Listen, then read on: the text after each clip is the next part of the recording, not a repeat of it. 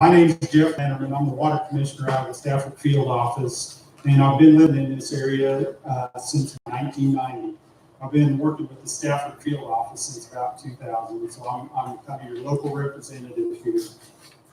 I remember when I first started right out of college, I was wet behind the ears, and when the partnership was formed in 1993 that tried to address the shortages in the Rattlesnake Creeks. Of course, at the time, we were dealing with problems in Walnut Creek, which eventually led to Iguka in that basin. And just believe me when I say that all parties pretty much don't want to be in this room tonight, but it's an issue that everybody's been working on for a long time, and it's time to get this solved.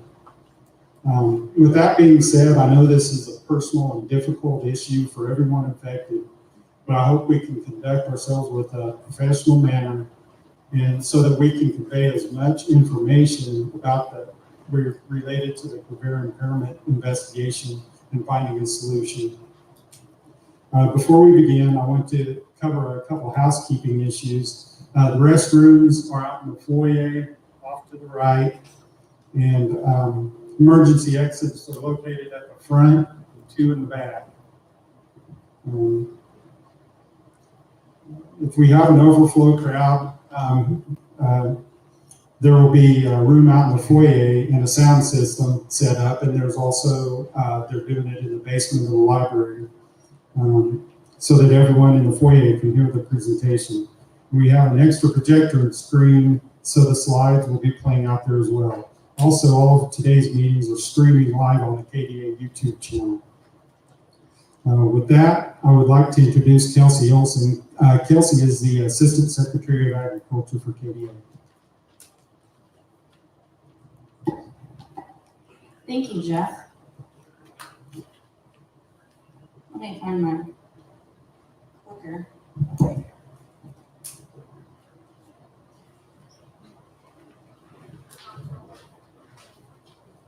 Helps if I turn it on.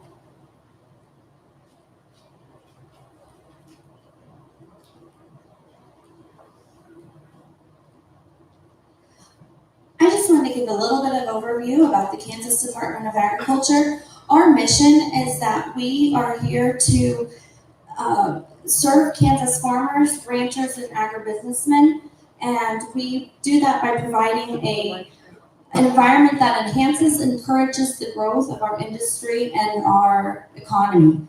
We advocate and promote our agricultural industry and help to ensure that we have a safe food supply by protecting our natural resources and promoting public health.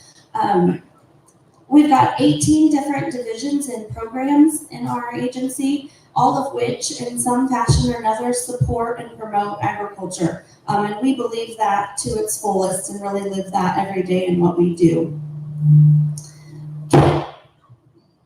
Kansas agriculture, sorry about that, is the leading driving economic impact in the state of Kansas. There's over 64 sectors that affect Kansas agriculture. When we look at this region specifically, we've got 25 of those located here in the Rattlesnake Basin or the Great Bend Prairie. It's the #1 source of employment and the #1 labor income driver. And this is not just looking at direct ag, but we understand that the indirect ag that supports the community and the group as a whole. So when we look at this issue, it's not taken lightheartedly because we understand that this is a main driver for this part of the state as well as our state as a whole.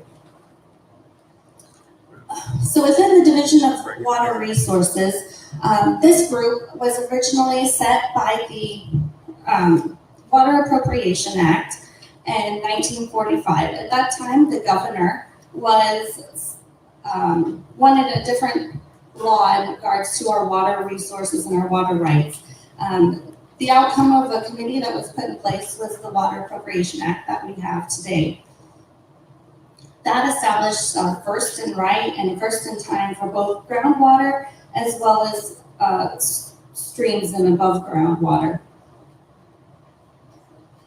Another unique thing that this did was establish the chief engineer. This individual is set out in statute to not only protect our water rights, but as well as administer those water rights. And that's something that we rely heavily on, and is part of the reason why we're here today. Over the years, between 1945 and 1995, there have been multiple amendments to that. Some of those include our water planning statutes, our groundwater management districts were established with that. They created the ability to transfer water, as well as the temporary water flexibility, which allowed for the drought term permits. That's something that we relied on quite heavily in our state and in this area in 2011 and 2012.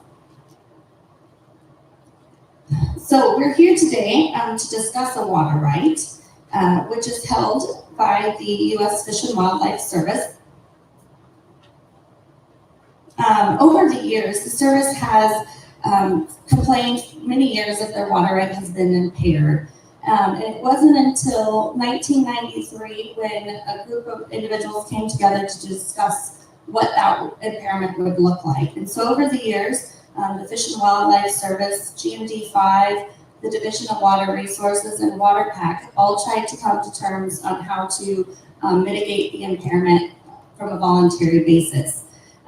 This unfortunately had not led to any success over the years, which puts us to April of 2013 when the service filed their impairment complaint and as well as the request for water. It is the duty of the chief engineer to protect your water right and your neighbor's water right, and this is when the impairment was requested, and this is a senior water right that's held in Kansas that is overseen by the chief engineer. Our intent for the meeting was to start out to explain the letter that was received in the notice of pending actions. Since that letter has gone out, there's been a lot of stimulated effort by yourselves as well as our legislators to work with the federal agency to try to find a way forward.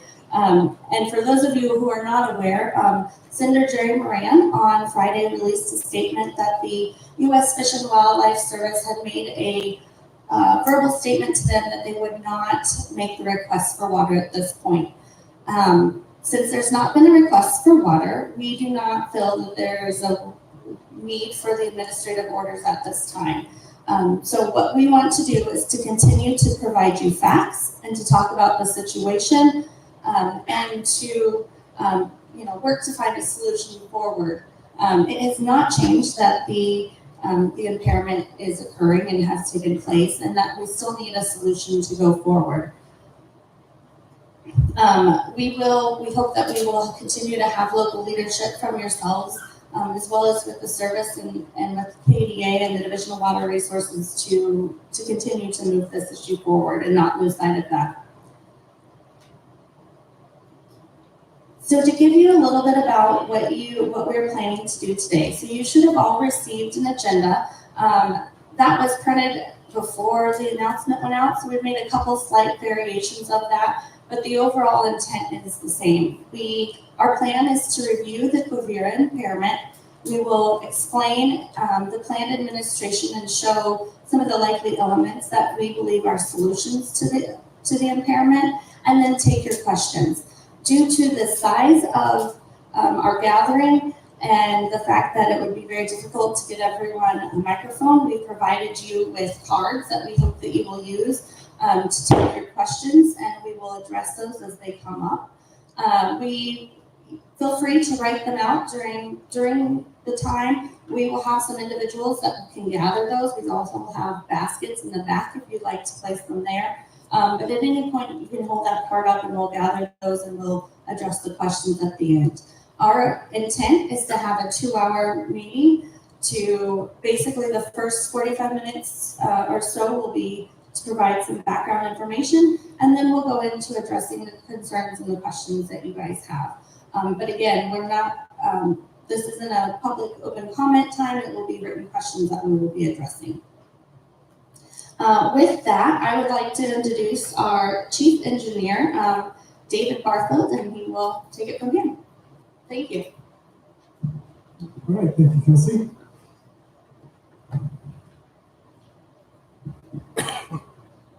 Okay, well, welcome everyone, and thank you for taking time to be here this afternoon and hear about this very important issue that's, as Kelsey has indicated, that's, and Jeff as well, that has been sort of in discussion for decades now, really, and been really the subject of a lot of effort to understand and to try and figure out how to move forward by department, by TMD5 and others in the area. So it's a very important issue, and we understand that. We wish that this was not such a difficult problem, and I'm going to get into the particulars of why this is a difficult problem and needs some very significant measures to remedy. We have no real pleasure in coming up with administrative orders that place restrictions on water users, but under state law we have a duty to perform for a senior, and we need to do that. But our desire is to try and find a way forward that provides as much flexibility and time and so forth as possible. And we'll talk about that in a bit as well. As Secretary Olson mentioned, we heard Friday late afternoon, actually after the close of business, for a press release that was forwarded to us that Senator Moran had some discussions with an official, a fairly high official in the Department of Interior over the Fish and Wildlife Service that indicated that before taking this action of working through issuing administrative orders, that they wanted to make another attempt to come up with a locally driven solution to this problem. So we don't really have many particulars about what they have in mind in terms of process for going forward, but that's the indication we have, and our process is once you want me closer? Yes. Okay, thank you. I can hear myself fine, so I appreciate that. So our process is, and I'll talk a little bit more about this, is we have a very definite process for investigating impairments and taking actions. And one of the things we require is before we'll administer the junior for the benefit of the senior, we require what's called a request to secure water. We require them to put in writing, I want you to administer the junior for my benefit. So the service, we've actually been dialoguing with the service. They've provided that request to secure water for the last 2 years. We believe they were going to offer that, request that this year. That was the basis of sending you the notice. But with this announcement, this changes really today's conversation, and it changes the path forward. So we'll come back to that here in a minute as well. What it doesn't change is the science and the law here. Okay. The groundwater pumping in this basin is having a profound effect on stream flow. I'll talk about that in a minute. That is leading to regular and significant impairment of this water right, and we need to find remedies for that. So the service's announcement, or Interior's announcement, says we're going to try and find another path to remedy impairment, and I think it also changes the timing of action here. So anyway, we appreciate you coming as we dialogue this. My presentation is going to sort of overview the problem and the steps that have been taken to date, and then just talk briefly about the path forward. So, all right.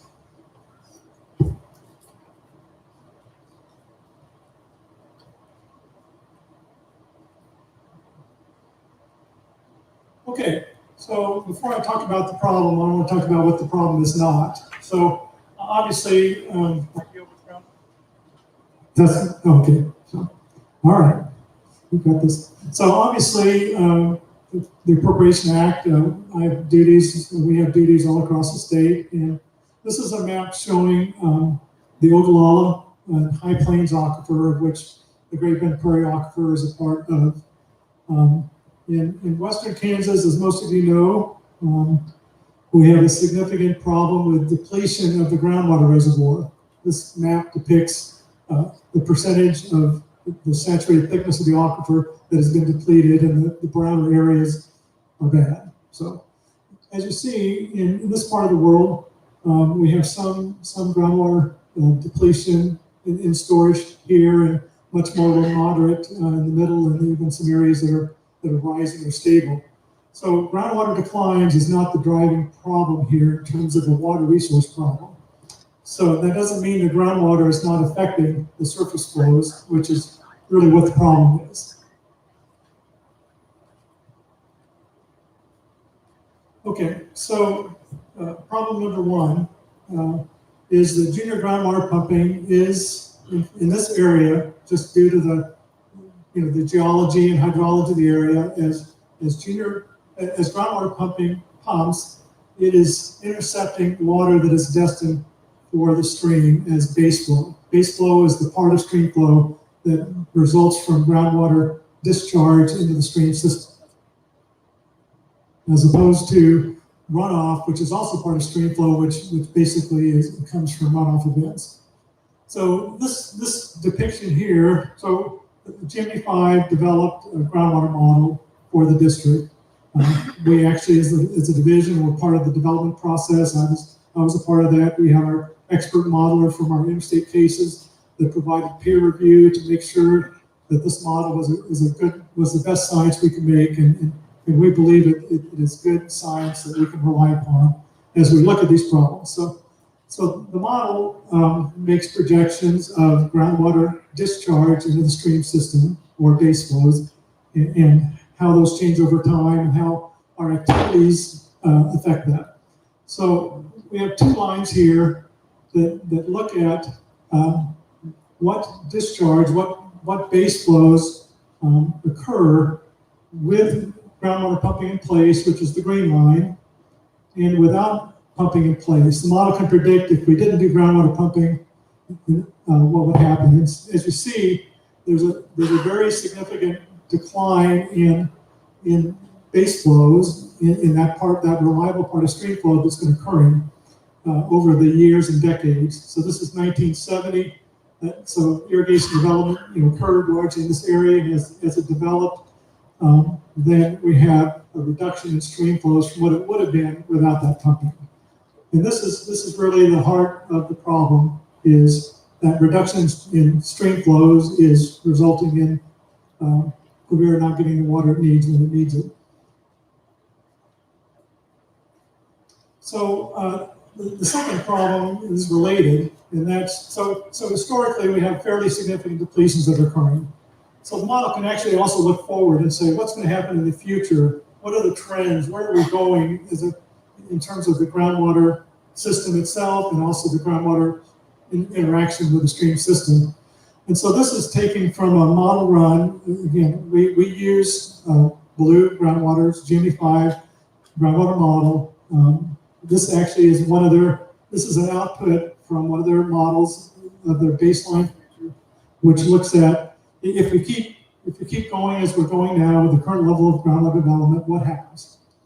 And so not only do we have significant depletions historically, but we have the current level of pumping in the basin is essentially going to dry up the stream flows. All right, and I'm not keeping up with things, but so the third related problem is, as we dry up the stream, what happens to water quality in the stream? The refuge is a saltwater complex, and so it doesn't have to have pristine water, but there's water that's too clean for its functioning, and there's water that's also unacceptable on the other end. And so we have here a depiction of this is data. Data has been collected in the basin, and Tom Stiles with the Kansas Department of Health and Environment has been helping us to assess the augmentation plan that we'll talk about here in a minute, and basically assembled. This is actually the water that's in the rattlesnake as it enters just above the refuge. And the thing I want you to see here is that so we have increasing flow on this axis, and we have increasing chlorides, which is a key measure of water quality on this axis. And as we have less flow in the stream, we have poor quality water that's occurring. And so drying up the stream creates several problems. It creates the original impairment. It creates the prospect as we go in the future that those impairments are going to be more frequent and deeper. And it creates the problem going into the future as we dry up the stream. We're going to be chronically delivering to the refuge a quality of water that they can't use.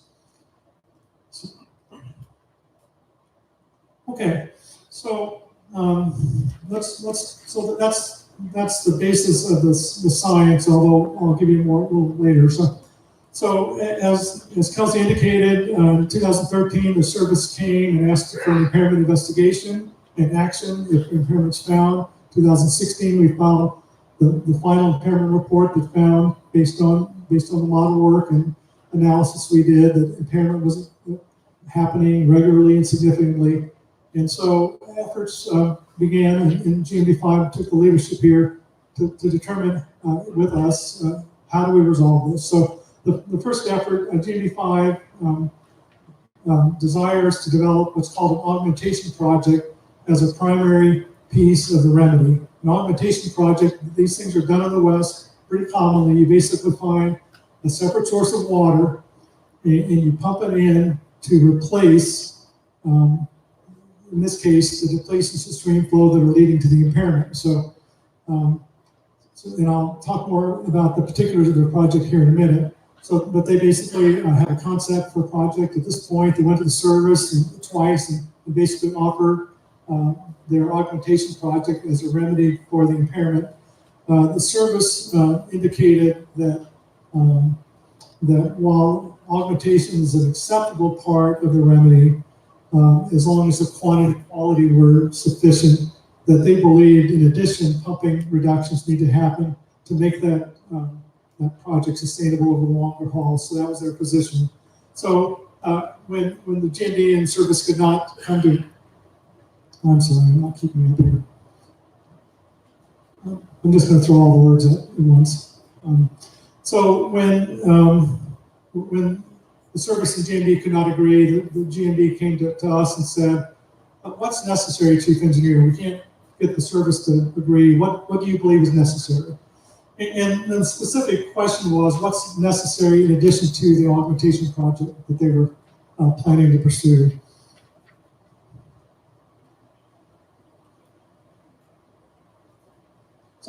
So we did an analysis, and that analysis, I'm not going to go into the details of it, but we've provided that. It's on our website.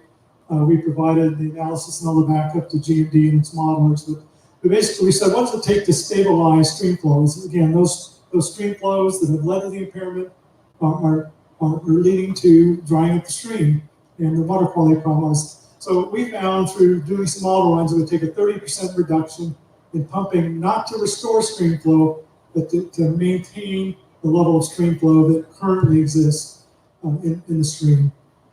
So we basically established that if they could develop their augmentation project, which would provide essentially would sort of cover the past depletions that were occurring and provide a dependable supply to the refuge they could call upon, that half of that 30% or 15% would stabilize stream flows to the degree that we could say you're satisfying the impairment.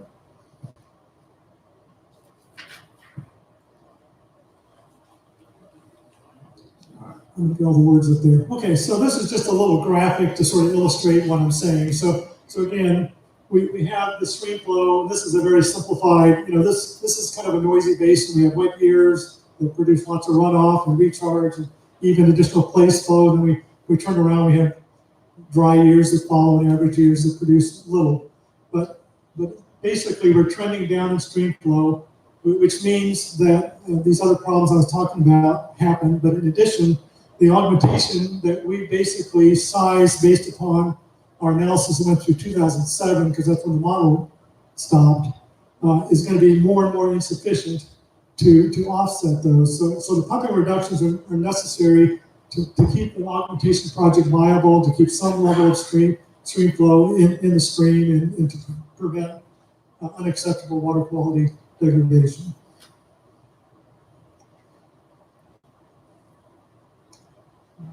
I'll cover the next piece in here. So the augmentation project. I'm going to throw all the words up. So they've got a conceptual idea of where to put this and what it should look like.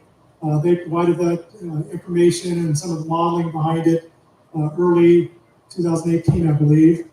And we've reviewed that. We actually asked Tom Stiles again with KDA to help us review that. And we believe that some level of augmentation supply can be developed on the site. We strongly support augmentation as a crucial part of this, and we've been working hard to provide the GMB with feedback. We've developed we supported state law changes that basically were passed in 2015. It says if in the Rattlesnake Creek Basin an augmentation project is provided, it will be considered by the chief engineer as he considers what's necessary to remedy impairment. So I'm required to do that. We also developed a memorandum of understanding with GMB5 just to make that crystal clear. We're developing a regulation that will allow them, because the basin's closed to new appropriation, to open up an area that isn't fully developed and open it up for new appropriation for augmentation. This would, one of the biggest costs of augmentation projects, typically well over half, is purchasing water rights that would supply the augmentation project. So this would allow, because they're an area that's very undeveloped, because there's some bad water quality stuff underneath, it would allow them to basically develop a project without having to purchase water rights. So there are some concerns here. Again, underneath the proposed well field, and they're proposing a series of low capacity wells, shallow wells in areas south of the refuge, outside of the area of influence.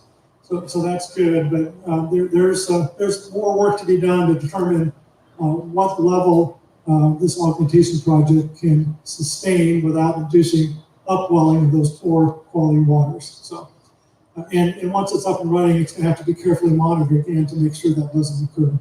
So again, we support augmentation.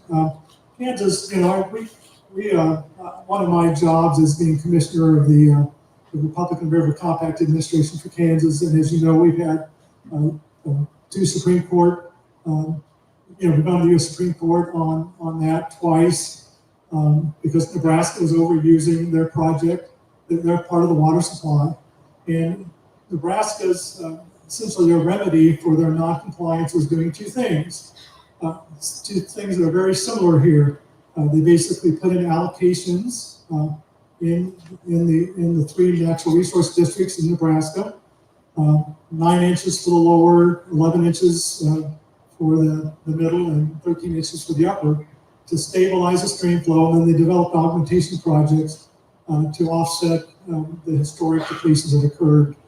And it's been a great benefit to Kansas because we can depend upon when they're overusing and we need the water, those augmentation projects provide us the water we need. So again, we support augmentation and believe that the basin ought to develop that as quick as possible. Okay, so the next phase in this was a discussion with the GMB about how to remedy it. So we have an augmentation project that needs to be developed. We have a certain amount of reductions in pumping that needs to be implemented in order to stabilize stream flow. So in 2017 in August, they came and wanted to use a mechanism that's allowed under state statute called local enhanced management areas. This is and a number of you will be familiar with the Walnut Creek IGUCA, Intensive Groundwater Use Control Area. This is a very similar mechanism. Basically, there's a hearing process to determine, to look at a particular water resource, groundwater resource problem, and figure out what should be done about it, and if corrective controls should be ordered to address the problem.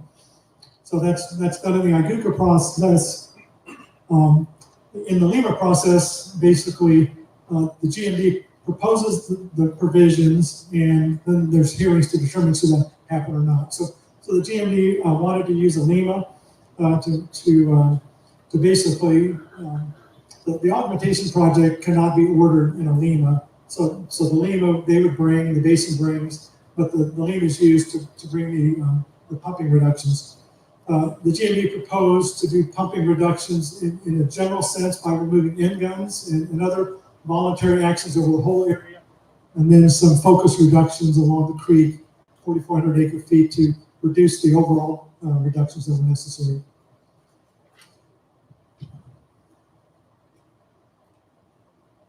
So we had a lot of discussion, back and forth, sharing of information and model runs and so forth. And basically, after just under 2 years, well, in February, they provided a LEMA proposal, their second one. But unfortunately, I was not able to approve that LEMA proposal, as it didn't include key elements that are necessary to comply with state law.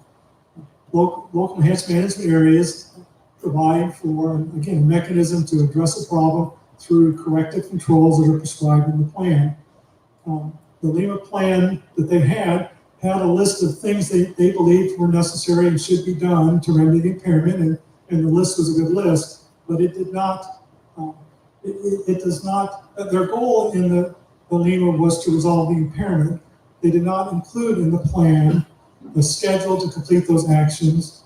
Specific required reductions were not prescribed, and there was no consequences if those actions were not taken. So because of those and other reasons that are detailed on the website, the LEMA had to be rejected. All right.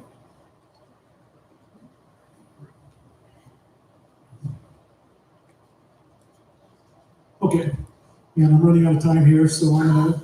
So that led to the situation where I have an impairment report, and I found impairment 3 years ago. The service is asking us to take action. I'm not taking action for 2 years to let this process play out, but I have no plan that's addressing the impairment. So that's how augmentation is an idea, but it's not available, and it's going to be years to develop.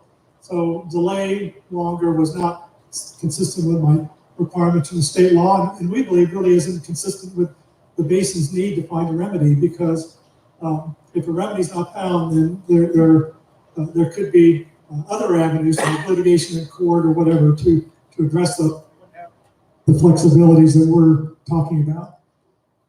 So that was the plan forward. And so the proposed administrative orders were sent to you. They were developed anticipating that the service would file a request to secure water, which they have not done yet, which is why I did not issue orders, but issued a notice. We wanted you to have plenty of opportunity to figure out how you would deal with these. The overall reductions on the order is about 14%. Now, because of the way the allocations are provided, the actual effect on individual water users varied greatly. Some water users got more allocation than their historic use. Some, the junior water rights, typically got less as well. So the orders were planned to be phased in over 3 years. I'll cover that real quick here. So we intended to, again, this is not going to happen now because the service has said we want to do something else, but I want to go over, we intended to issue orders for 2020 for this yellow area. That's about 1/3 of the water rights, about 52% of the effect. And then orders in the green in 2021 and the red in 2022. Almost half of the effect on the refuge is actually from pumping that's quite distance from the stream.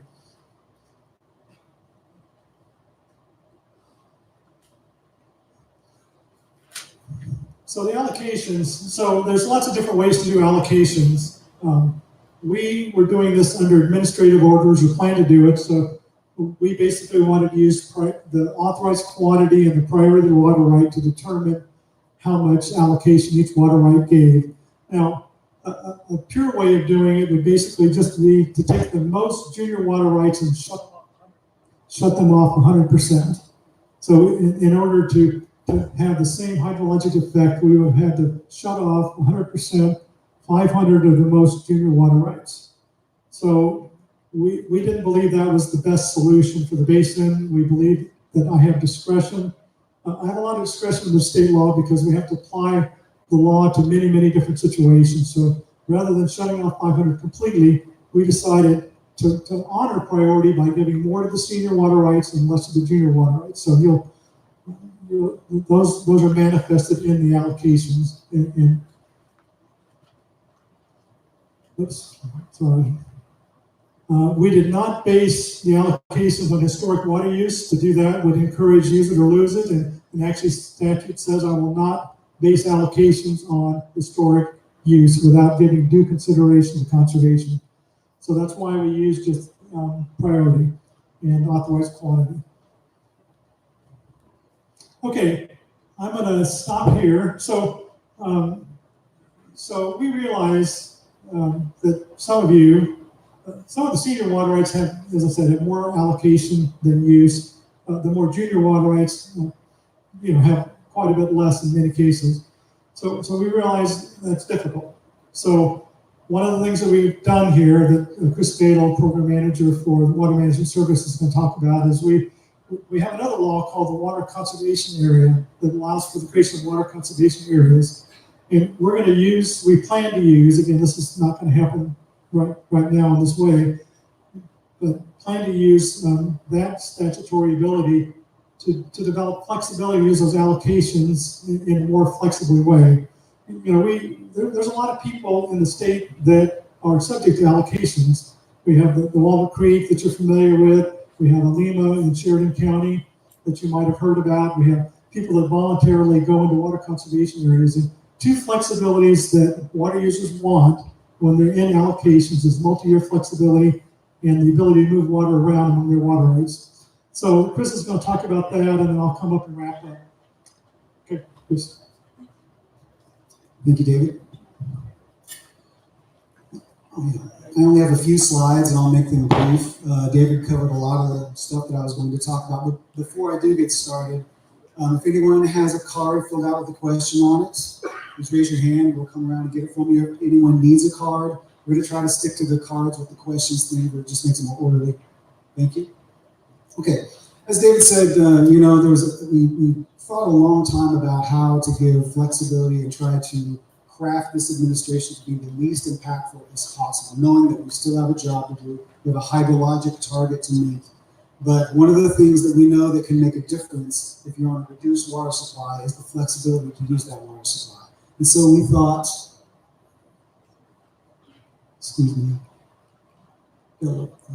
we thought that the water conservation area tool was a natural fit for this. This tool was created in 2015. It works on a consent agreement between the water user and the chief engineer, and no intervening parties, really. It's just whatever those two parties can agree to. We thought that worked well because no one would be forced into this water conservation area. And it allows for flexibility of use in water allocations in whatever ways that the folks can dream up, really, that we can do within the law, and it won't hurt anyone else. We'll probably take a look at it. What we find that most people want is multi-year flexibility. They want to be able to use a lump of water, say 5 years worth of their authorized quantity over 5 years. If you have 100 acre-foot water right, you'd like 500 acre-feet to use over 5 years, because that gives you the flexibility to use more when it's a little drier, and then save some when it's a little wetter, and then roll that allocation or whatever into the next water conservation area. So that was the big tool. The other one is the ability to move allocations between water rights. So whether those water rights are your own water rights, or whether you want to trade them, buy them, sell them with other folks who have need or anything like that. So we had a pretty elaborate system that we were going to roll out in this water conservation area, and I was going to go through the allocation sheets that we had, but I think the tenor has changed a little bit. I hope the tenor has changed a little bit with this announcement from Fish and Wildlife Service that they're not going to be calling for water, at least in the foreseeable future. We don't know exactly what they're going to do, but anyway, those are the main points I was going to cover there. And for the movement of allocation, because this is a hydrologic-based target, we're trying to slow the growth rate of stream depletions, then it makes sense that if you move water from a place where you're impacting the stream more to a place where you're impacting the stream less, you can actually increase the face value of that water. You can pump more in a lower zone than you can in a higher zone and have the same effect. So we wanted to reward that. If there's folks that wanted to move their water out of zone D, or the higher impact zones, to somewhere out, away from there, maybe they could sell that water or something and try to offset the financial effects of that. So those are kind of the highlights, and those are all the slides I had to present. So I'll turn it back over to David.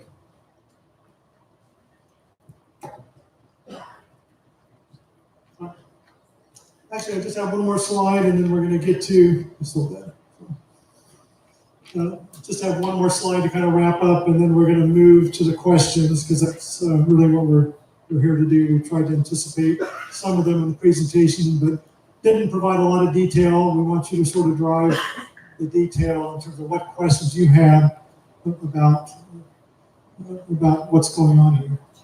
So the big question is, what happens next? And actually, this is a big question, because, as I said, we have indications from Interior and the service that they want to provide an opportunity to work with the basin to find a different solution. Again, this was just announced in a press release. We've been trying to find out more about what's behind those words in that press release, and really haven't been able to get any details for you. So we don't know the process that Interior and the service have in mind to look at other options. We don't know what they might expect, what time frame they're looking at. We tried to get the information, but the press release is pretty much all we know. So no orders will be issued because they have a process that they say they want to go through before providing a request to secure water. If they decide they won't file a request to secure water, then we will, unless indicated otherwise, we'll proceed according to the plans that we've outlined here and basically you receive notice of. But it's really incumbent on the water user in this case to tell us they want us to do that, and they're telling us at this point they're not wanting us to move forward. So we encourage you to sort of stay engaged in this process. We're obviously, we have a very significant website on this issue. GMB5 also has a very significant issue. So again, we'll keep you updated. We encourage you to be involved. And one thing I didn't cover earlier, I covered how we did allocations for purposes of water right administration. Okay. So under that, those are not the only way to do allocations. So there's other ways to accomplish what we believe is the necessary reduction goals than just considering priority and authorized quantity. In Lima's, for example, in Northwest Kansas, we have 2 local enhanced management areas. They're based on inches per acre. So they allocate a certain number of inches.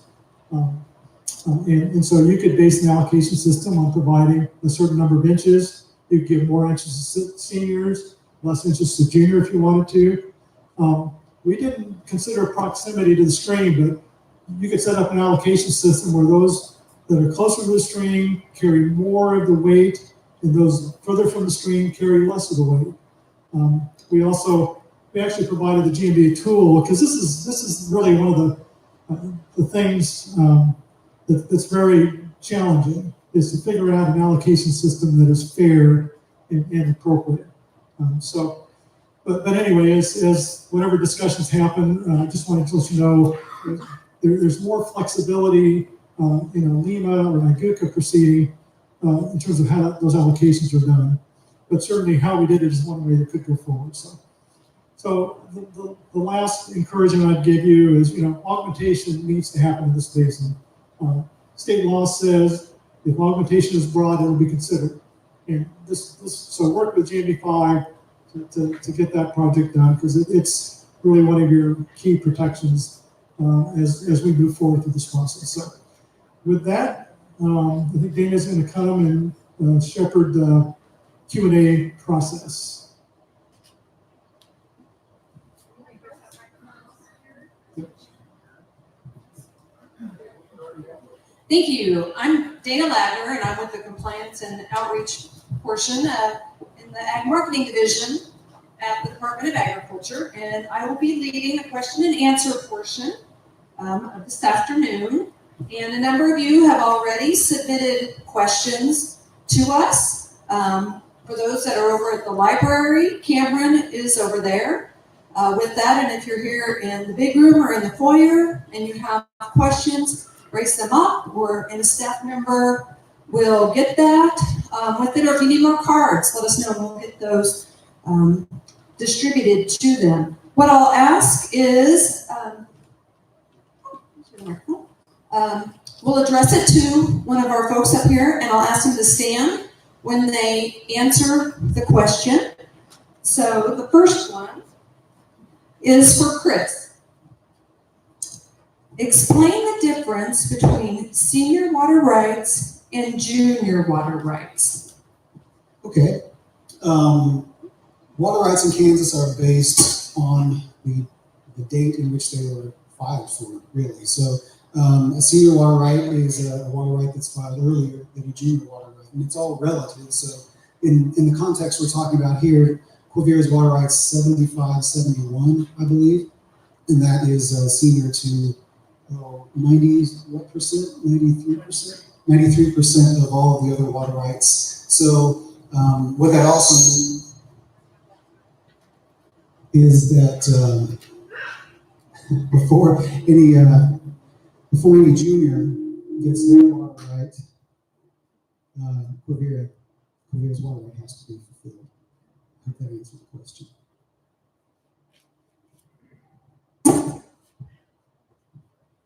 We will get this figured out on the microphones and where we need to go. Sorry about that. So for David, will you approve a settlement between the Fish and Wildlife Service and the basin if it is different than your stated criteria for solving the impairment? Will you approve a settlement between Fish and Wildlife Service and the basin if it's different than your stated criteria for solving impairment? All right, I like easy questions. The answer is yes.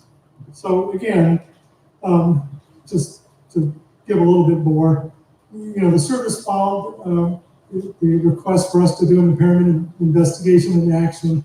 They filed the request to secure water. They basically have been essentially leaving it to us to determine what's necessary to remedy the impairment and get it done. And so that's been the basis of us moving forward.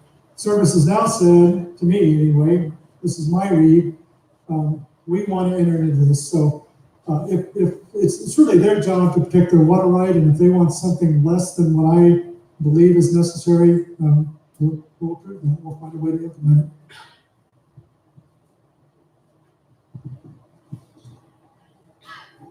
Thank you. The next question will be either for David or Chris.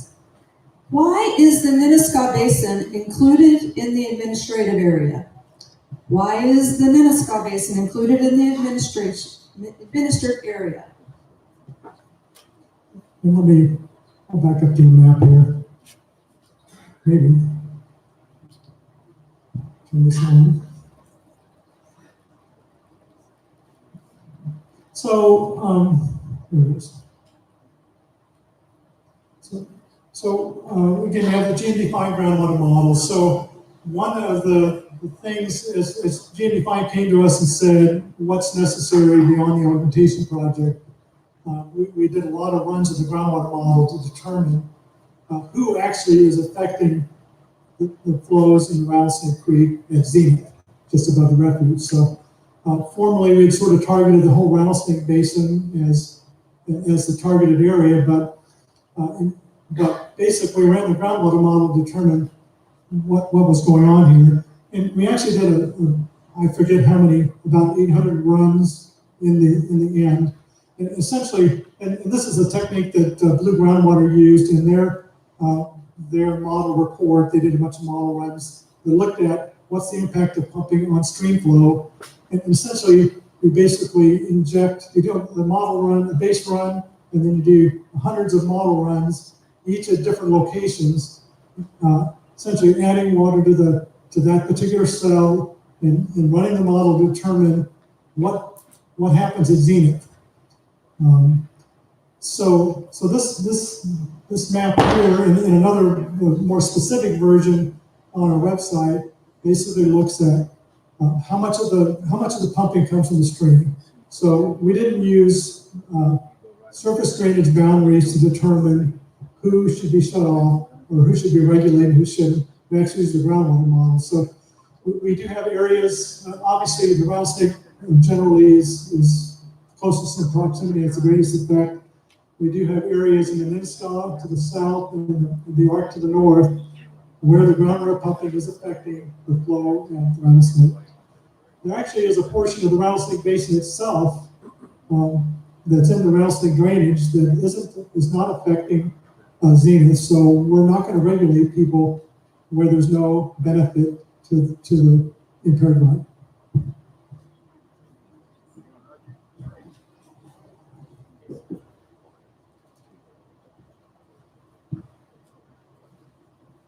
Kelsey, this next question is for you.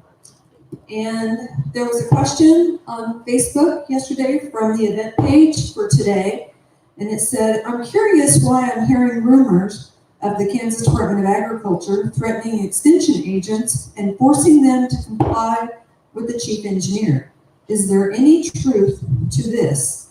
Curious about rumors of KDA threatening extension agents and forcing them to comply with the chief engineer. So first off, that is not true. We, in anticipation of this meeting, we thought it would be in our best interest to reach out to third-party neutral individuals who will be a resource to the community and to water right owners moving forward.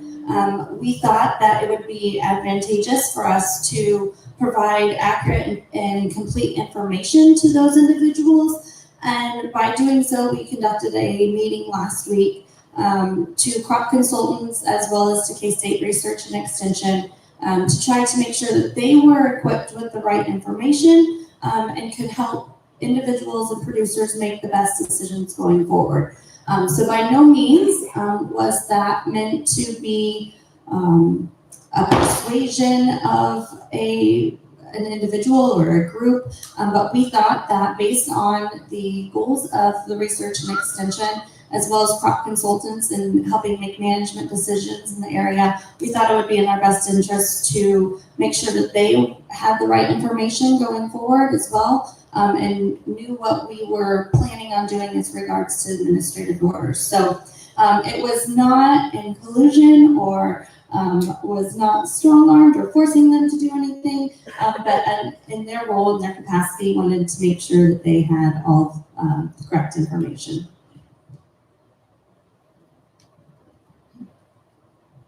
Thank you, Kelsey. The next question is for David. Can the refuge request water in a year that their water right has been fulfilled? Can the refuge request water in a year that their water right has been fulfilled? All right, good question. So again, Quivira is not being impaired in every single year. You know, there are years like this year. We had 2 back-to-back very wet years. Again, this basin tends to, the water goes in and we actually can have some base flow and other runoff events that can sustain them and have. So there's 2 pieces to the remedy, at least as we as envisioned it. Again, what the service has in mind and the process going forward, I can't speak to, but I'll speak to what we were envisioning in a remedy. And there's 2 pieces. One is the augmentation piece, and one is the overall reductions and focus reductions. So the focus reductions need to happen because we can't turn wells on and off and produce a hydrologic benefit. Well, we can, but basically the part that's seeking to stabilize the stream flow sort of needs to happen on an ongoing basis. Otherwise, that doesn't happen. So the augmentation project, though, will basically run or not run, will be called for or not called for, according to whether the refuge is being impaired, whether they're entitled to that water right. So again, the augmentation quantities will go up and down, but the long-term reductions to stabilize stream flows are an ongoing thing. So hopefully that answers the question.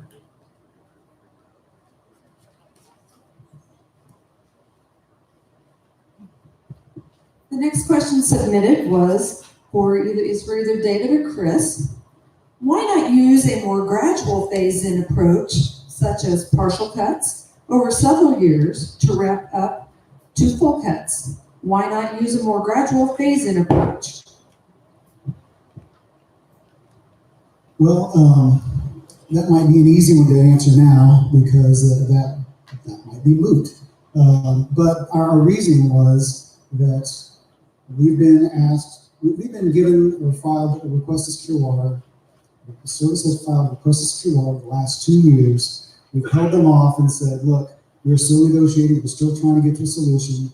We were posturing ourselves so that now that we have a plan in place, if we've received that request to secure water and we're expected to act, we're ready to go. We tried to phase it in and tried to strike a balance between what we could do, give some time to adjust, give some time to build augmentation, give some time to make targeted reductions, and that's the balance that we struck. So I think that's the answer.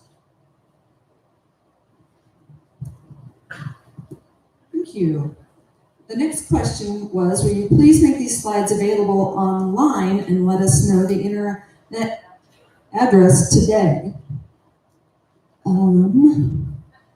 Other way? It will be, I don't know this one. Am I going the wrong way? Heather? At the very end? Oh, way back there. It will be at agriculture.ks.gov/Quivira. And the second meeting today is over about 9 o'clock, and we're hoping to be out of here by 10. And so on our way home, we'll see if we can get it connected, but if not, definitely tomorrow, this slide presentation will be up at that address. So Jeff, we've got a question for you. How will KDA quality control the specific wells and zone locations? How will KDA quality control the specific wells and zone locations? Well, what the field office is planning to do is to go out and visit every single one of those wells. And one of the things that was in the groundwater management district's LEMA proposal was to seal the meters to the pipe so that they can't be taken out or reversed or anything like that. So the plan was to visit everything, do some random compliance inspections to make sure that meters were working. And along those lines, there's probably a few meters out there that don't meet current specifications. So we're going to be going out and doing some meter compliance checks to make sure that everybody's meter is good and running and works in the basin.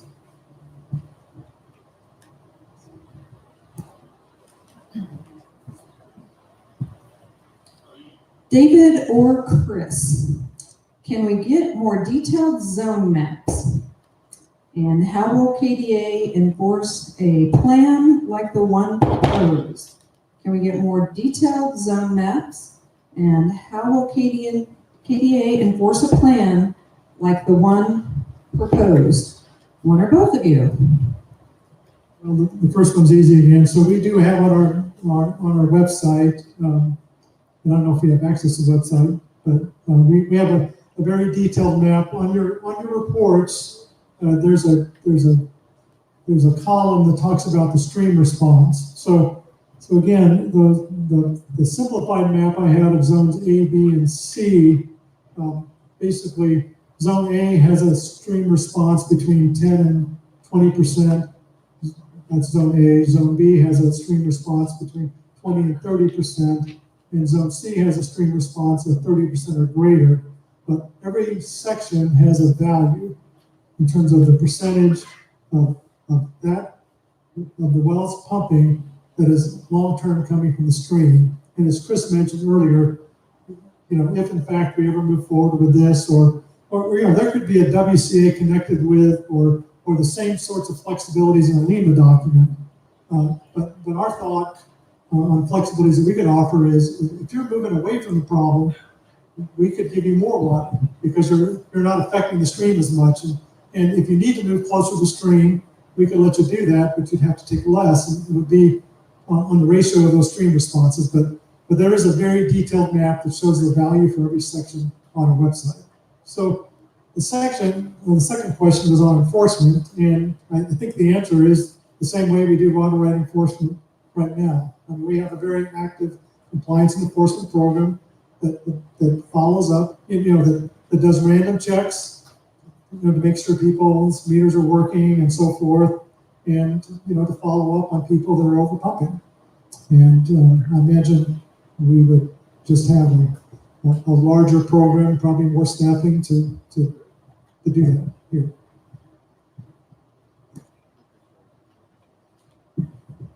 David, you might as well just keep standing up on this one. You mentioned the economic impact of ag on the state of Kansas. Please address the economic impact of Quivira versus agriculture, particularly if ag is restricted further in the future. You mentioned the economic impact. Please address the economic impact of Quivira versus agriculture, particularly if ag is restricted further in the future. So water rights and impairments, in water rights, all water right uses are treated as much as we can the same. So there's no priority system for water rights where I prefer a municipal right over an irrigation right. I mean, it's basically, our system is, your priority is your place in line, and we administer based on priority only. So I'm not really charged with looking at economics as I do water right administration and say, well, because that water right is more valuable, I'm not going to administer them for the less valuable water right. That's not the way our water law works, okay?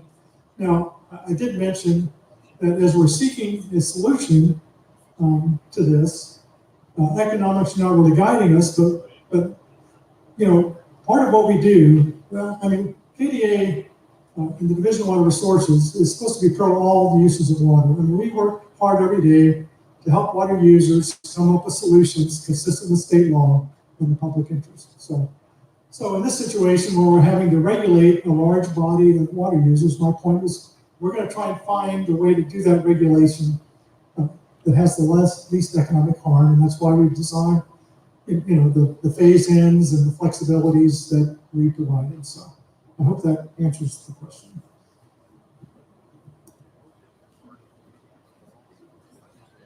Chris, the next question is for you. Is municipal water being restricted? Are livestock wells going to be restricted? And when you say the model shows impaired stream flow, are you using the complete model or only a partial model? Are municipal and livestock wells going to be restricted? And regarding the model on stream flow, are you using the complete model or only a partial model? Thank you. The answer to the first two questions, municipal water rights, livestock water rights, all water rights are treated equally. So yes, wherever they fall in their place in line. And again, this was our plan that doesn't appear to be imminent now, but that is the way we structured the planned administration. It's just straight up water rights administration. You're junior, you're going to get less than the senior, regardless of your use made of water. The question about the model, are you using a complete model or only a partial model? We're using a complete model. We did use the part of the model that affects zenith. We identified it with the complete model. I think that's what this question, man, I'm going to speculate here that this question was generated by the fact that we have a one-layer model versus the Blues 7-layer model, but it's Blues 7-layer model collapsed into 1-layer model. But whenever we made big decisions about how much was impairing, how often, and all these things, we used the 7-layer model, the full model, because we did not want to get crosswise with anybody saying we weren't using the same model that Blue was. So. There was a follow-up question that was similar to explain the difference in your model interpretation of the balloon model. So if there's anything you want to add to that from what you just stated. Explain the difference in your interpretation of the balloon model. I'm not quite sure. I'm not sure we have different interpretations of the model. I don't believe we, David, do we have any different interpretations of blue with the groundwater model? Yeah, not with the model itself. I know that Blue has expressed some opinions about about the impairment, the degree of impairment, and what it takes to resolve the impairment. And we do have some different interpretations about that. But about the model itself, I don't believe we have any substantive differences.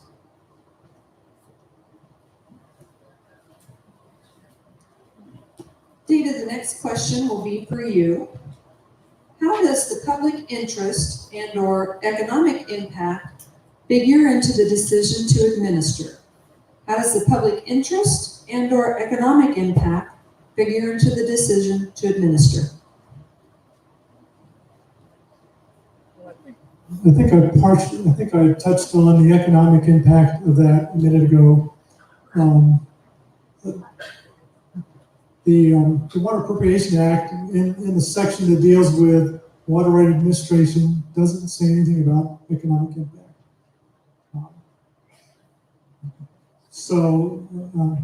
I guess I interpret the laws as really not allowing me to consider economic impact when I make decisions in terms of who I let pump water and who I don't let pump water. First in time is first in right, and the law says that a junior appropriator cannot prevent water from getting to a senior appropriator, and there's nothing in the statute about economics in that equation. What about public interest? So the question is public interest. So again, I don't think public interest is explicitly mentioned in that statute. So it's just based on priority of water rights. I do have public interest in other statutory requirements, but there's nothing explicit. So.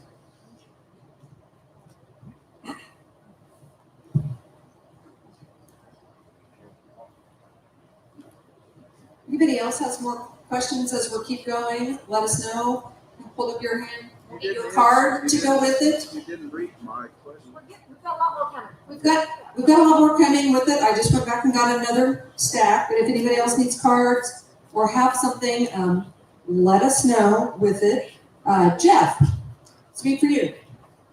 How is the water level at Quivira measured? How's the water level at Quivira measured? Really, measuring water level is pretty simple. At DWR, we have both electric tapes, which beep when we hit the water and measure them from ground surface. Then we also use chalk tapes to measure what the depth of water is. I don't know if that's gets your question or not. But.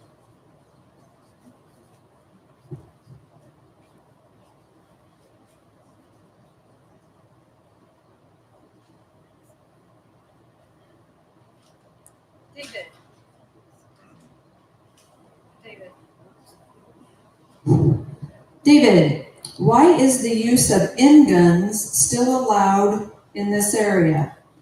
Why is the use of N guns still allowed in this area? N guns, I mean, basically the statute says that I cannot allow waste of water. That's one requirement. N guns are a beneficial use of water, and so they are allowed. That's the answer to that question.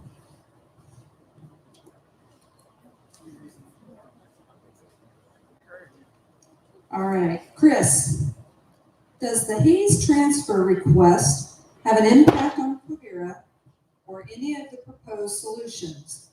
Does the Hayes transfer request have an impact on Quivira or any of the proposed solutions? The short answer is no, we don't believe it does. It's not impacted in the model, not implicated in the model, and so, no.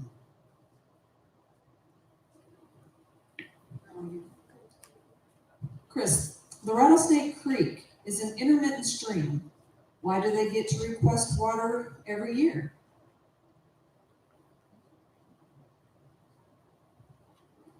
Well, so this goes back, at least in my mind, to the impairment analysis and report in the first place. So when we determined how much and how long the refuge was being impaired, we did two model runs. And we said, how much water would the refuge have got but for the junior pumping? So that's the question we asked them all. We just turned it off and said, all right, if no more water development had happened since 1957, how much water would be there? And then we looked at how much water was actually there. And then we overlaid the refuge's demand schedule loosely. And we said, well, when they didn't get their water because juniors were taking the water, that's the definition of impairment. So intermittent stream, if it was in the record, the model showed it in the record, and that was included in the determinations of the model. So I don't know that it's true they get to request water every year. That remains to be seen. That remains to be seen. That's kind of a speculative question anyway. So is there more I could add to that?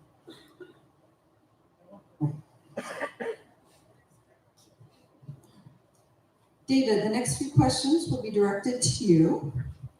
The first one is, how long will we have to try and develop a local solution? How long will we have to develop a local solution?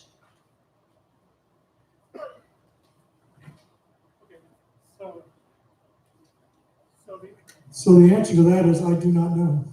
As I said, we pretty much gave you the press release. Kelsey mentioned. Again, I actually reached out to my contacts with the service because this came as a surprise to us. We knew Representative Marshall has I met with him and just privately pretty much with him and one of his staff a number of weeks ago, and then he with a group of people a couple of weeks ago.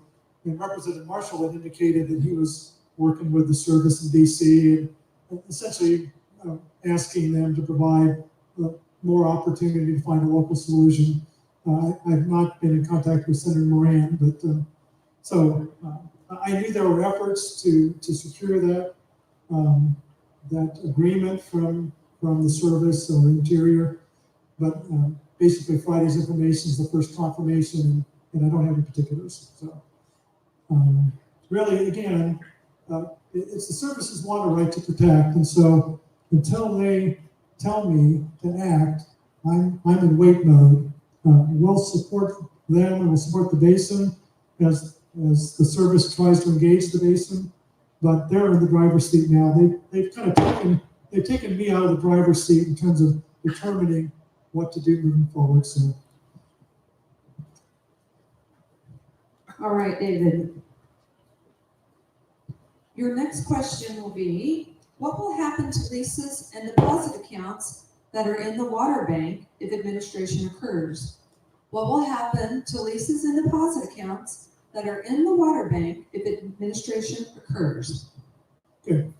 So again, this is if administration occurs, which isn't going to happen, but if they file a request and we switch back to this mode. So there's regular leases and then there's safe accounts. So there's regular leases that are already on the books. We'll let them sort of finish up, but basically there'll be no, during the period of administration, the bank will, we will not allow leases, deposits and leases and safe deposits, because basically if the water right is impairing, then additional use by that water right is going to impair. So we would have to figure out whether we just sort of freeze the accounts.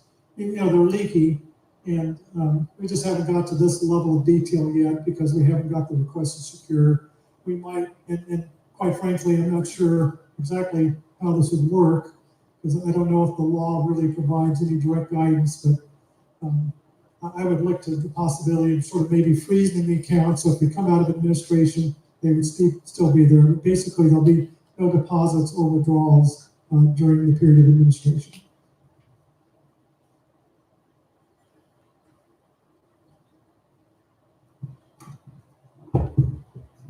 I think I might have gotten that last question wrong. I think what they were going for was how Quivira is measuring their water diversion.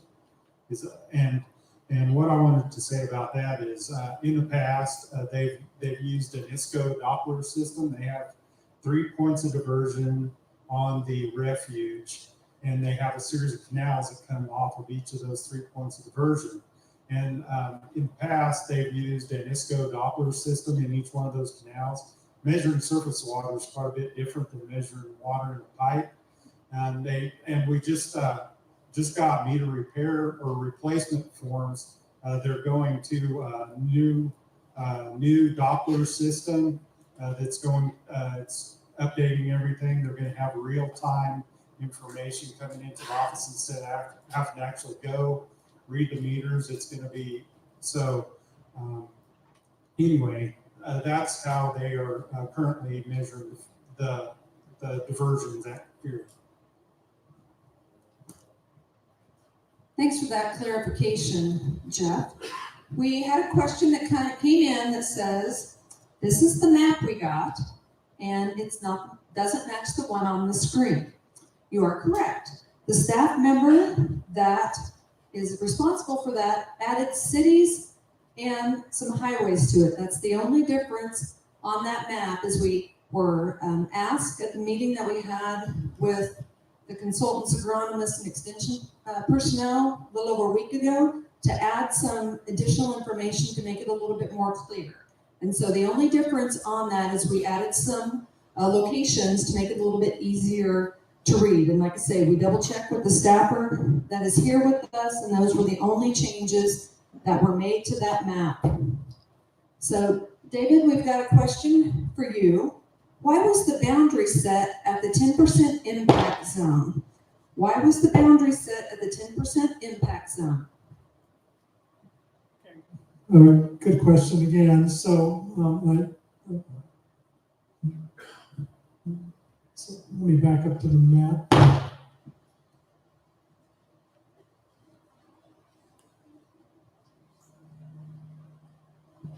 So this is a challenging question. You know, where to draw lines is always a challenging question.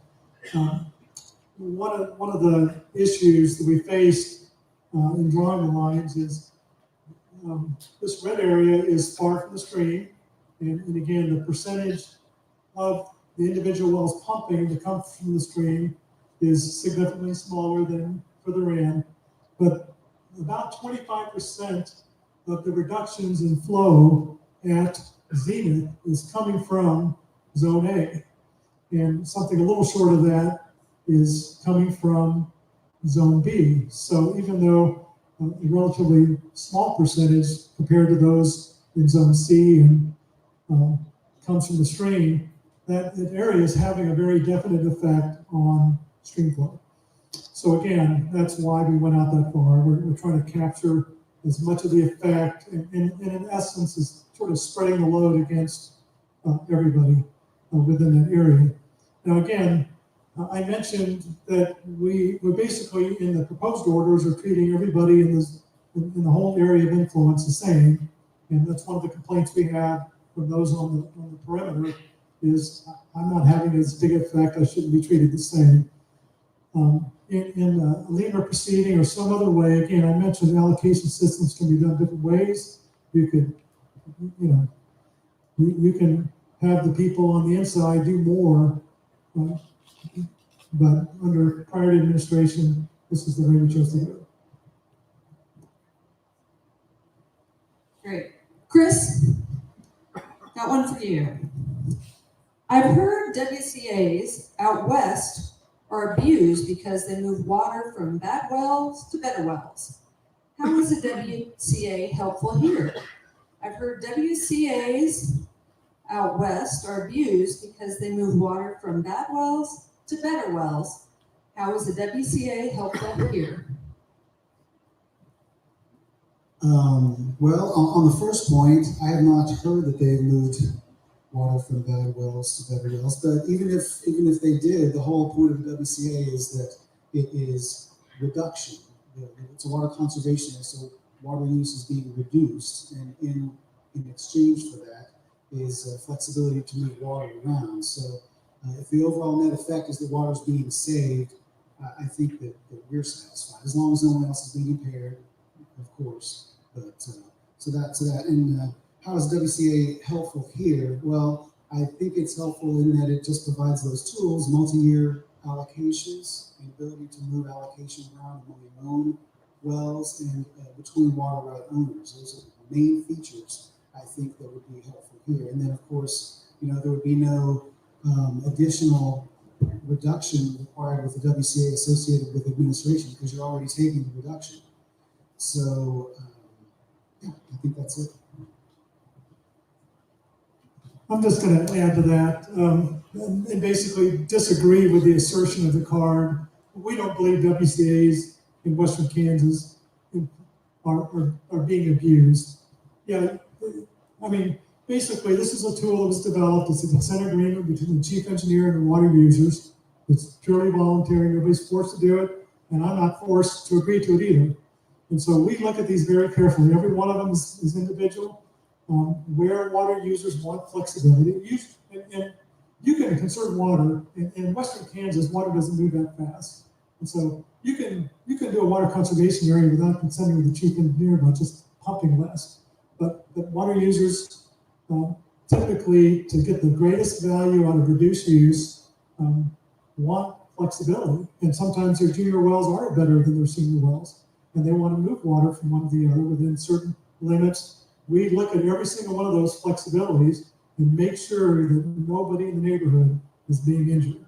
So we don't agree to a WCA where it's going to injure a neighbor. It's pumping less water in total, and we look at every single flexibility. So I just wanted to add that. Again, as Chris said, the orders are basically causing the conservation, and we're just trying to provide flexibility with the WCA.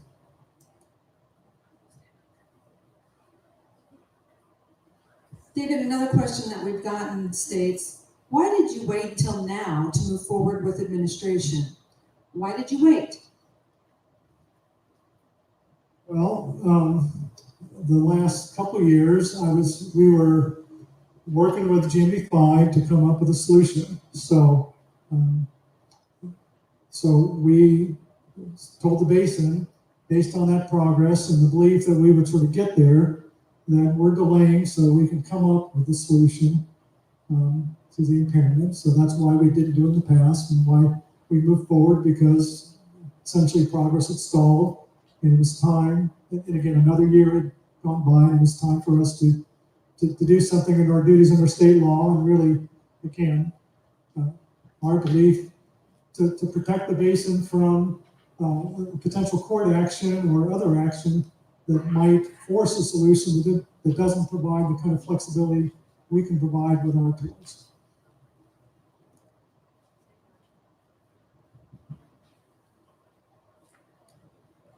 David, how long has augmentation been used on the Republican, and how long would it take to determine if Rattlesnake Creek augmentation is successful? How long has augmentation been used on the Republican, and how long would it take to determine if the Rattlesnake Creek augmentation is successful? So we actually have two augmentations projects in Nebraska that they use, and one augmentation project that Colorado uses on the Republican River. I believe those projects came online. Let's see, one in Rock Creek was about 2014, and I think Encore was 2015, somewhere in that area. And I think 2014 was the Colorado project as well. So roughly 4 or 5 years, those projects have been ongoing. So how long would it take to determine if rattlesnake augmentation is successful? So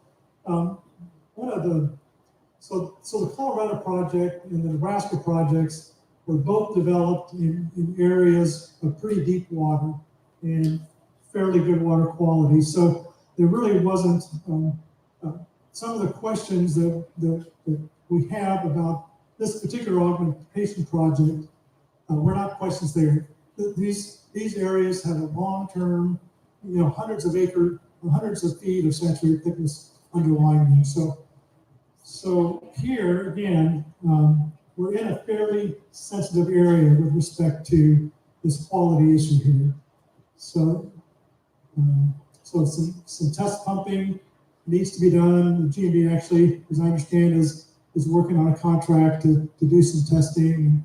And I know, again, our consultation with KDA says we believe our augmentation project can be developed here, but it's going to have to be carefully monitored to make sure we're not creating an upwelling from the Wellington Formation down below. So I don't know that I can say the specific number of years, but certainly additional testing needs to be done to get a better handle. But really, I think it's going to be ultimately operating the project that's going to answer the question. All right, we want to thank those that are watching over at the library on the live stream and are out here in the foyer, and we are getting your questions sent over to us. And one of those includes, since water typically runs from north to south, why are areas south of the refuge being targeted? Chris, do you want to handle this one? Since water typically runs from north to south, why are areas south of the refuge being targeted? Well, where the water goes to is all informed by the model. I mean, when they built the model, they put all the hydrologic information that we have in, all the hydrogeology, all the water levels, stream flows, runoff, everything that they could, it's like a catalog of all the hydrologic information that we have. And then it's math after that. So the model says that the areas that are on the map are the ones that are affecting 10% or more of their pumping is coming from water that was destined for stream flow. So that's it.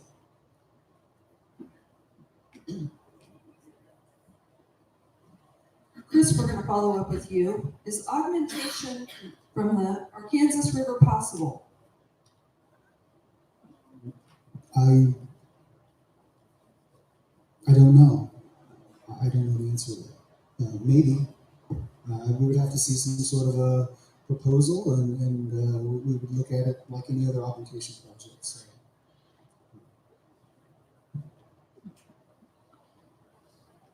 Okay, I'll put a star on that question so that we can make sure we go back and look at that as we keep going. David, is there a final date that the service could request water for 2020? Is there a final date?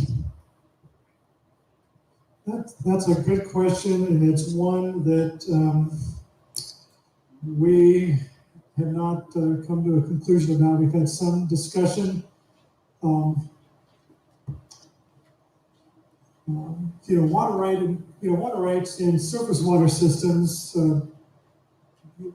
We do those systems in terms of water administration in real time. So it's June 15th, and you're on the North Fork of the Solomon, and you have a senior water right, and upstream of you is a junior water right that's taking water you need. June 15th, you request. We go out there and look. We find you have no water, and junior upstream is taking water that you're entitled to. You sign the request secure. We go and administer them, so we do it in real time there. So and that's really the way a lot of our water right administration is done is real time. But that's in surface systems. So here we have a more complicated system. We have some water rights that are fairly close to the stream that are fairly immediate effect. We have a whole lot of water rights that are distance from the stream that are affecting that. So we've we're reluctant to, if the service does a request next summer, we're probably not going to honor that request. We're probably going to say, but if they give you 3 months and for some reason decide the process hasn't yielded what they wanted and they file a request, I'm going to have to do some consulting with my team and my legal staff to decide whether I can ignore that request at that point or not. So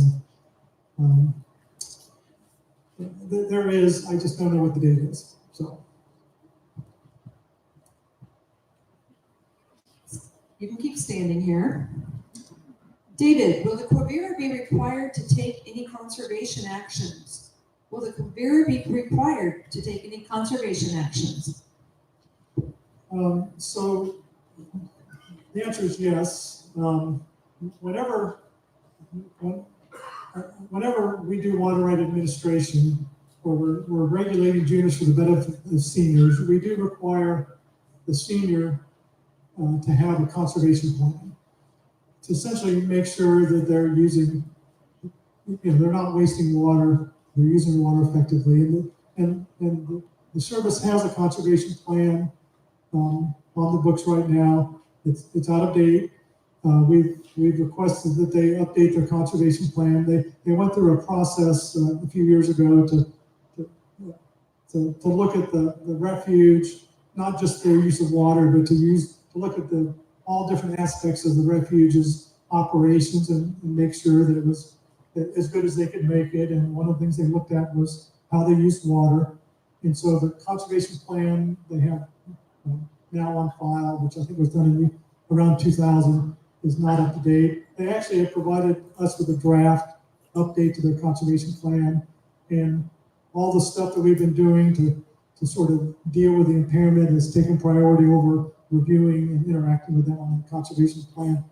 But that's on our list of things to get done.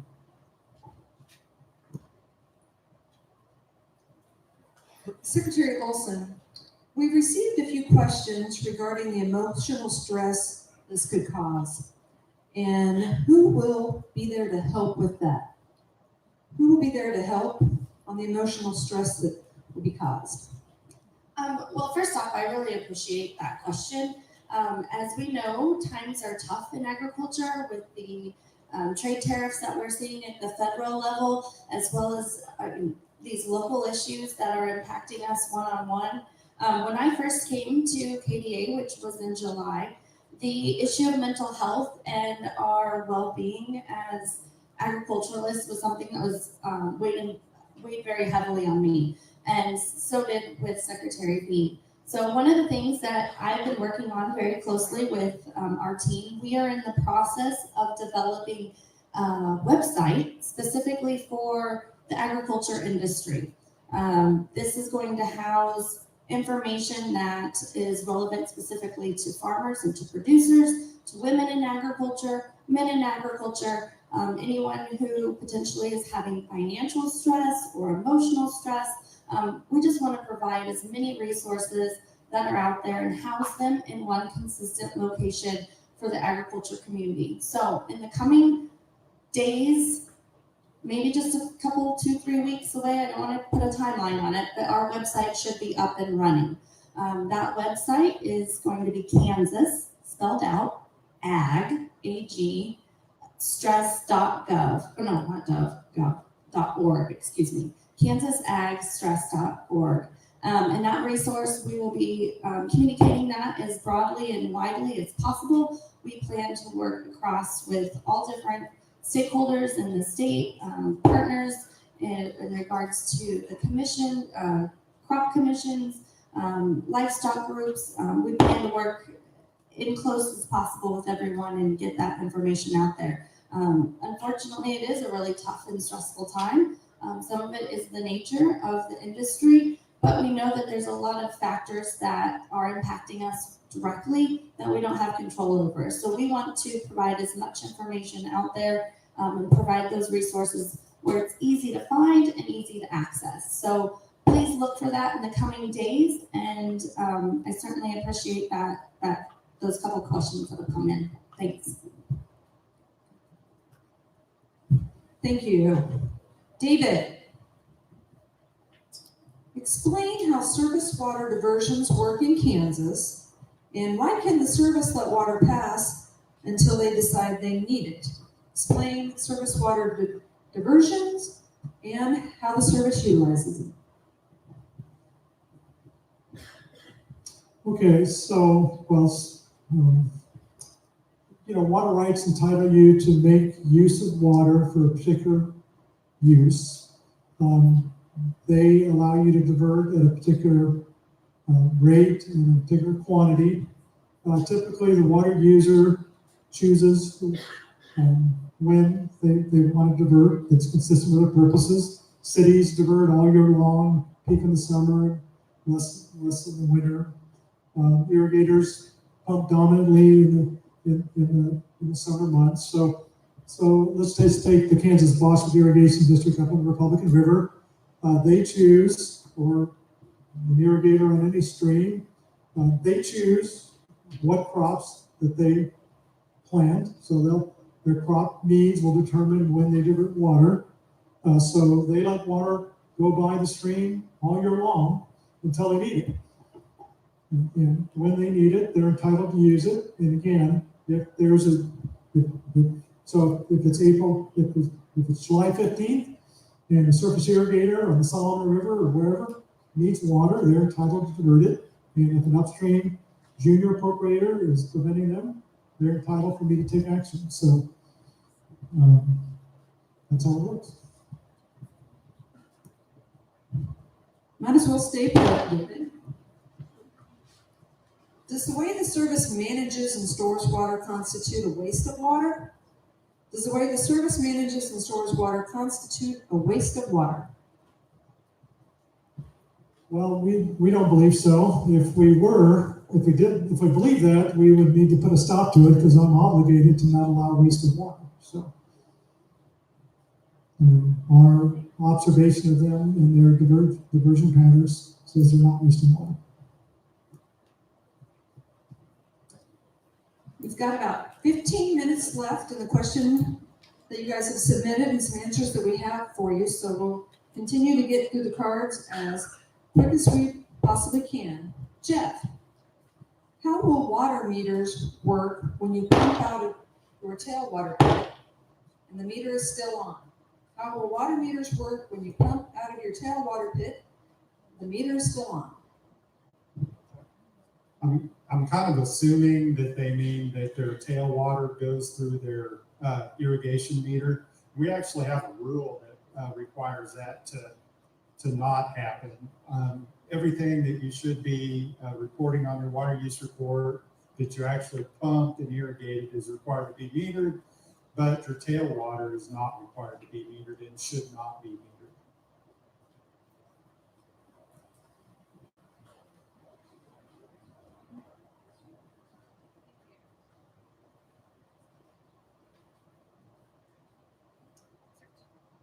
Secretary Olson, how do the KDA promote the economy and DWR trying to cut water use balance the different statutory duties when dealing with this problem? How does KDA work with these different statutory duties when dealing with this problem?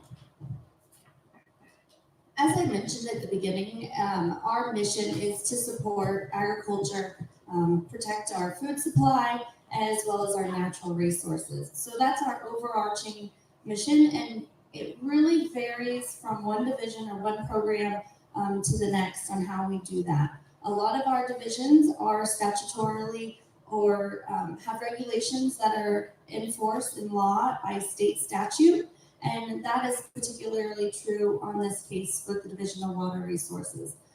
They are tasked, based under that Water Appropriations Act, to protect all water rights. And those, as we mentioned, was first in time, first in line, and when there's an impairment, we have to identify assess if there is an impairment, and then carry that out based on those state statutes that are in place. So in this particular case, I know that depending on the perspective and the stance of where you're standing, it can be difficult to understand why we have to protect the water rights. But it would be no different. We would be here in the same case if it was, it didn't matter who that impairment was being made on and what that right was, the water was being used for. So overall, we're here to protect the natural resources and the water right laws that are in place in the state of Kansas. And I know it appears that it goes against the Kansas Department of Agriculture's mission and what we're posed and tasked with doing in regards to the state as a whole. But within the statutes of Division of Water Resources, we are doing our best to protect your water right as well as your neighbors and the next one down the road, whether that be a municipality or a livestock water right or an irrigator water right. So we just do our best to try to address the impairment and make sure that it's carried out to the letter of the law as best as we can. Jeff, the next few questions will be for you. Is the water measured as it comes onto the refuge or only as it is diverted within the refuge? Is the water measured as it comes into the refuge or only as it is diverted within the refuge? How that works is Little Salt Marsh is part of the refuge. That's a surface water feature. And what happens is it's measured at the zenith USGS gauge, fills up the Little Salt Marsh, and that's a lake. There's no way to meter a lake. So, and then there's like 3 points that come off of Little Salt Marsh. But, 3 points of diversion downstream. One is at Little Salt Marsh. The next one is a little bit further, and then the next one's a little bit further, and those all have Doppler flow meters. There's 7 total Doppler flow meters there, but we are talking, part of this conservation plan is trying to quantify what's used at Little Salt Marsh, and I think the plan is right now to require some staff gauges and other things to help quantify exactly what that number is, but it holds about 3,000 acre-feet. Another question that came in that you can answer is, has there been consideration for cleaning out cedar trees in the basin? Well, I know that Water Pack and the U.S. Fish and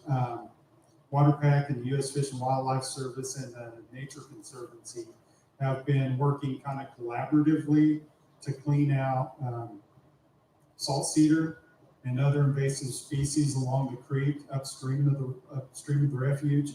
And I heard a statistic not too long ago, and I can't remember what it was, how many miles they've actually, but this is continuing to work, that how many miles upstream of the refuge that they've been cleaning that out on. Jeff, either for you or David, what water is Quivira entitled to in a severe drought year? What water is Quivira entitled to in a severe drought year?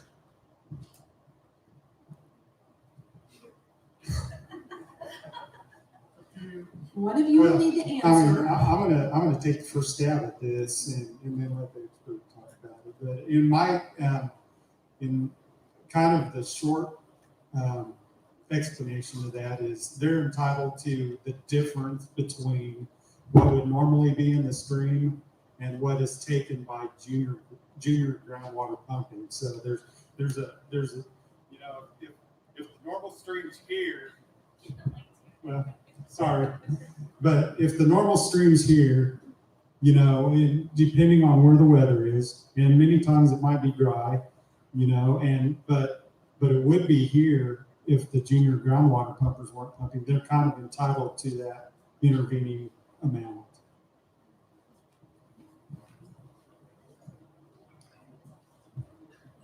David, can you please briefly restate why augmentation alone as it was recommended by Baloo. Briefly reinstate. So I interpret the question you made, why augmentation alone is not sufficient. And you've got the word brief, because I'm not always brief, I guess, So again, briefly, augmentation is, so first of all, we don't have augmentation. We don't know where we're going to have it. We don't know really what degree of augmentation is going to be available. So one reason we need something besides augmentation is to get something started to remedy the impairment. But assuming augmentation at the scale that they're planning is available, we still need some cuts to stabilize stream flow, because we cannot allow the stream to be totally dewatered. It's subject to minimum stream flow. The more it's dewatered, the more augmentation pumping is needed. The more problems we have with water quality degradation, that again is linked to the junior groundwater pumping. Because again, if we didn't have junior groundwater pumping, we'd have better water there. So water quality degradation is a form of impairment. So that's my short answer.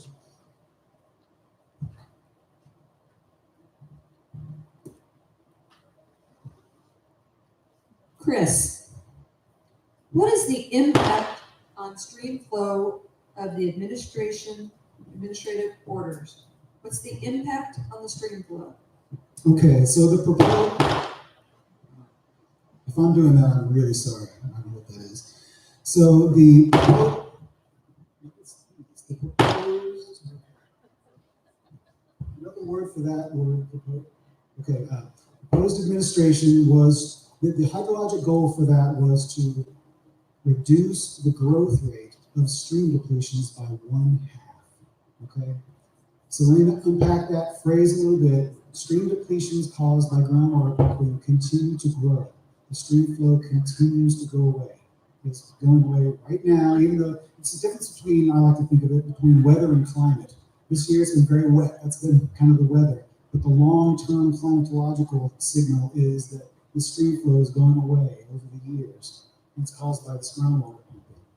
So our target was to slow how fast that was going away. So I guess I would summarize by saying the effect of the stream flow is to slow down the rate at which it's going away.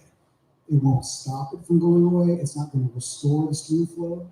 It's not going to make it come back at all. It's just going to slow down how fast it's going away so that augmentation can last a long time. Because why would you want to spend many millions of dollars on an augmentation project and have it deteriorate with the stream flow going away and the water quality going away? So that was the goal.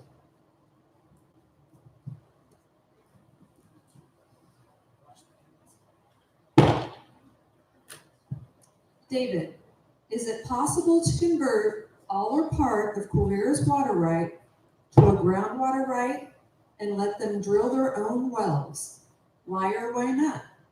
Is it possible to convert all or part of Quivira's water right to a groundwater right and let them drill their own wells?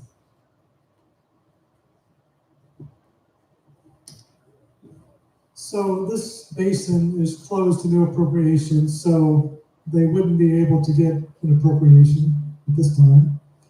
Now we are opening, I mentioned earlier, we were opening part of the basin to allow this augmentation project to move forward. But that skimming project, that project is envisioned to skim water off the refuge. It's going to yield a limited quantity of water. So the refuge is not in a place to drill deep wells and pump a lot of groundwater, because the groundwater below is nasty stuff. So it just won't work at that location.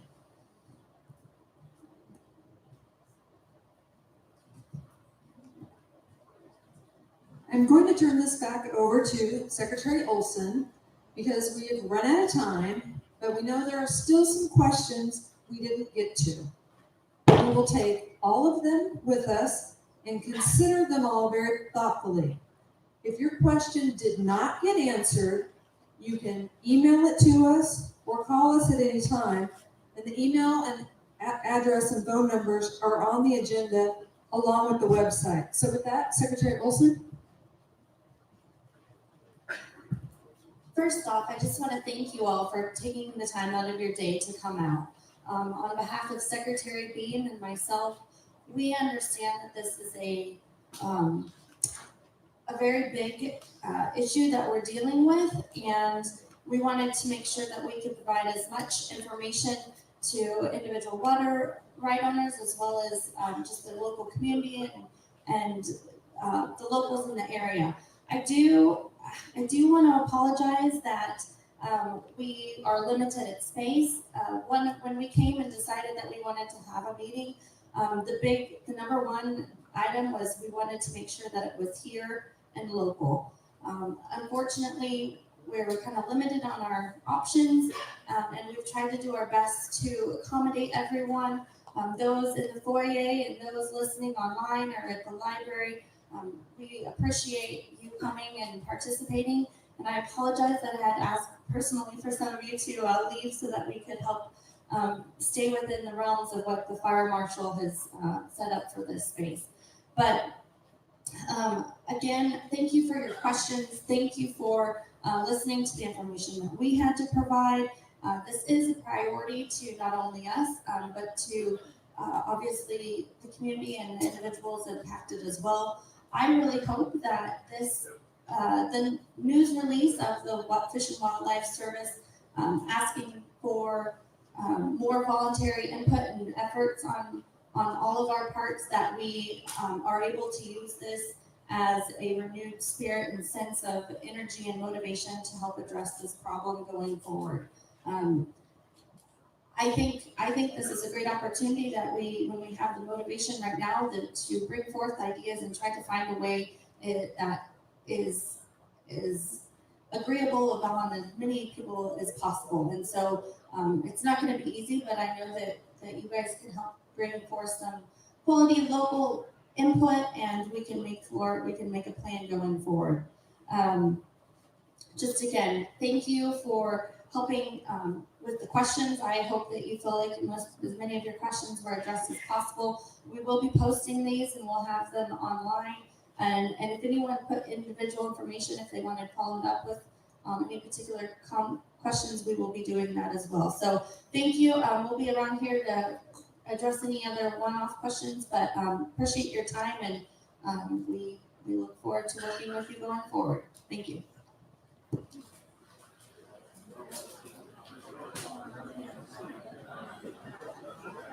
Yeah.